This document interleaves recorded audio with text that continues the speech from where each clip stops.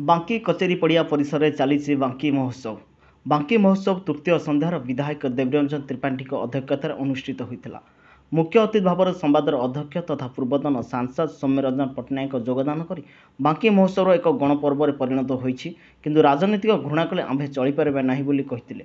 यह उपलक्षे छात्र छात्री को 5टी उपदेश प्रदान करते। माँ को सम्मान, माटी को सम्मान, मातृभाषार सम्मान, मोबाइल सदुपयोग एवं मदमुक्त ओडिशार आह्वान प्रदान करते। आउ मध्य तांका भाषारे कर्म और अहंकार पर पूर्व बीजेडी सरकार पतन होइथिबा कहिथिले। शेषर बांकीर कला, साहित्य और संस्कृति सारा राज्यर प्रतिष्ठा लाभ करिछि बोली मध्य श्री सौम्यरंजन पट्टनायक प्रकाश करथिले। मुख्य वक्ता भाव विशिष्ट साहित्यिक डॉक्टर मृत्युंजय रथ योगदान करी बांकीर अधिष्ठात्री देवी माँ चर्चिंगा को कृपारू बांकीर बहु कृतित्व संतान जन्म हो सारा राज्य में प्रतिष्ठा लाभ कर।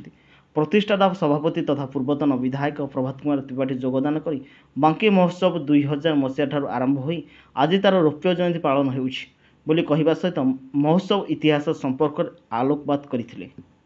बांकीरू मानस रंजन साहू को रिपोर्ट, खबर हब ओडिशा।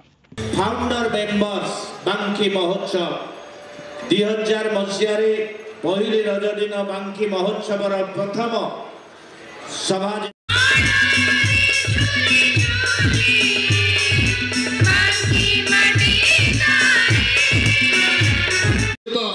आशीष कुमार साहू महोदय उपस्थित अच्छा, सोमेन्द्र मिश्र आम सहित उपस्थित अच्छा।